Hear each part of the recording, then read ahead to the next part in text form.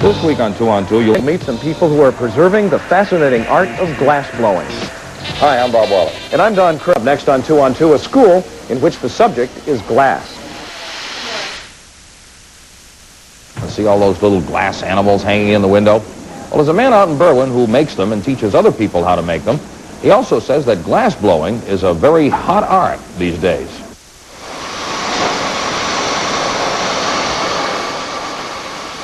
The flame bathes the glass tube in blue light as it is turned quickly under the artist's watchful eye. Slowly, the once firm tube begins to soften. Soon, it is ready to be shaped into another work of art. It's the art of glass blowing, an art that's more than 200 years old. Tom Waterloo of Berwyn is trying to ignite interest in it once again.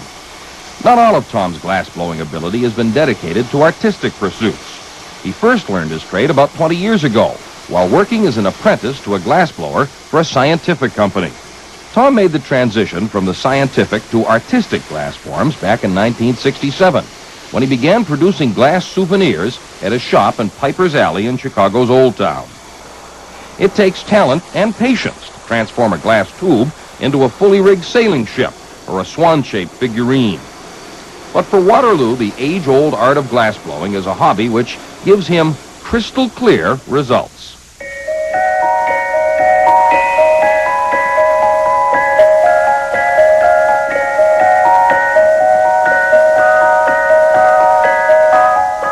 Tom feels that glassblowing is a dying art, but he's doing something to change that. Everybody lights their torch like that. Can everybody do that? People always ask me, where could you learn it? And I said, well, there's no school or anything for glass blowing. Okay. So finally, after being nagged about enough by all my friends, hey, why don't you teach me? Why don't you teach me? I says, okay, well, I set up and I had a few torches and I started teaching friends. And to learn, one need only spend some time with Tom, who recently began to instruct newcomers about the ways and means of delicately shaping glass into objects of artistic beauty. We have a round ball and a nose, and then all we have to do is dot the eyes, dot the nose, and then we're going to go on from there and we're going to put his ears on. So at this point... Now you can find Tom and his wife Roxanne teaching classes in their home on weekends. Stick it on the side, give it a little pull, and it makes that little teardrop ear. We're going to do that on both sides of them, okay?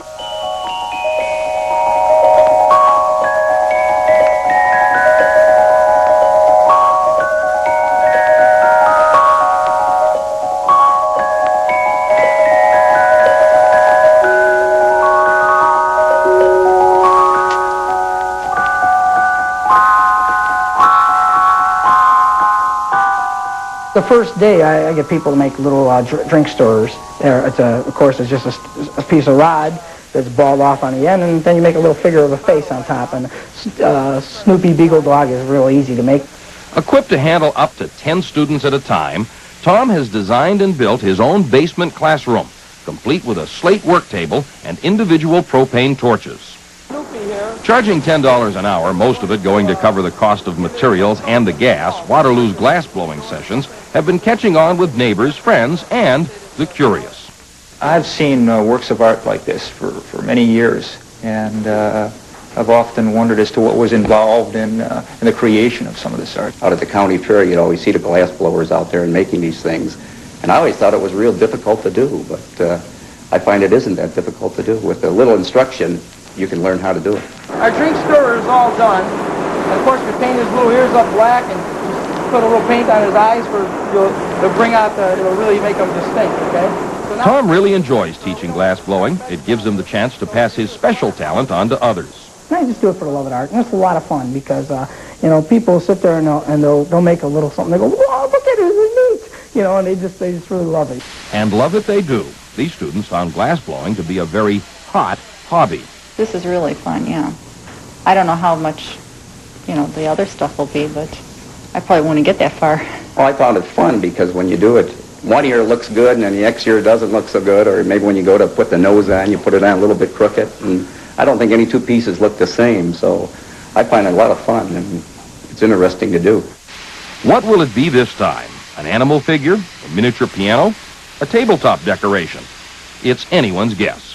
As far as art-wise, there isn't a piece that's made. If you look at it and you can visualize it, you have a thought. It's the seeds of creation. You can make anything.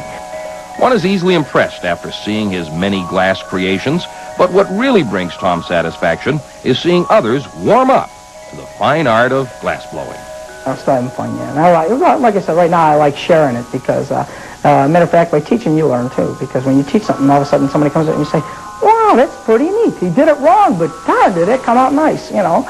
And all of a sudden you pick up on something. So, like I say, I enjoy it.